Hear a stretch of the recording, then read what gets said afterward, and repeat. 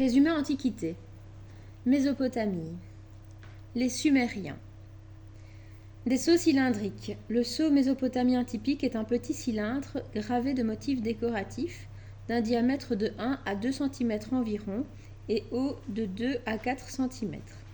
Roulé sur l'argile molle, il permet d'obtenir un bas-relief répétitif miniature, représentant des animaux, des dieux, des scènes de chasse, de guerre, de vie quotidienne. Tablette d'argile avec écriture cunéiforme. À partir de 3300 avant Jésus-Christ environ, à l'aide d'un roseau, les scribes gravent des signes en forme de clous ou de coins sur des tablettes d'argile qui sont ensuite cuites. La sculpture au service de la prière. Au rang, fidèle en prière, représenté avec la bouche, les mains et les autres parties du corps qui établissent un dialogue avec les divinités. Les yeux, symbole de l'intelligence, apparaissent immenses et dilatés pour exprimer la contemplation. Les orans tel Asmar ont le corps géométriquement stylisé et des formes anguleuses. Triangles, cônes, jambes épaisses.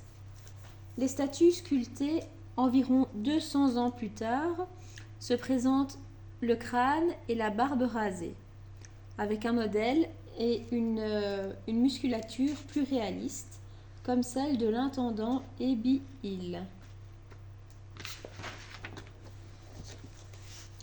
Étendard des tombes royales d'Our.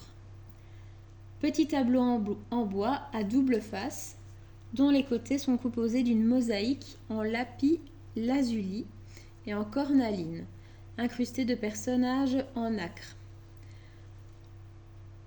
Côté P, le roi assis boit en compagnie d'un groupe de hauts dignitaires, d'un musicien et d'un chanteur. Les deux scènes inférieures montrent les serviteurs transportant toutes sortes de mets destinés aux festins royaux. Tous les personnages sont représentés torse nu, les cheveux et la barbe soigneusement rasés. Côté guerre, des chars de combat renversent et écrasent les ennemis. Au centre, des soldats portant casques et tuniques de cuir clouté s'avancent, armés de lances et de haches, vers les combattants ennemis. Et au-dessus, les prisonniers sont représentés nus devant le souverain, descendu de son char qui se tient au centre du tableau.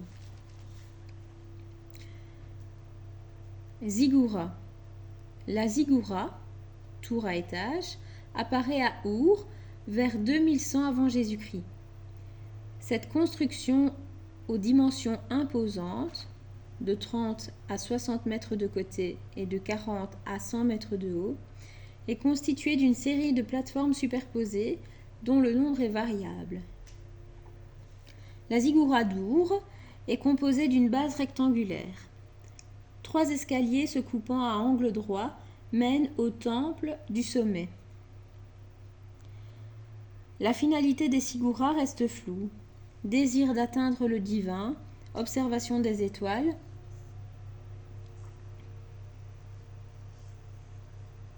Les grands rois.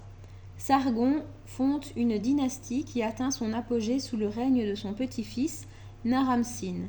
Celui-ci, roi des 4 régions, roi de l'univers, est divinisé de son vivant.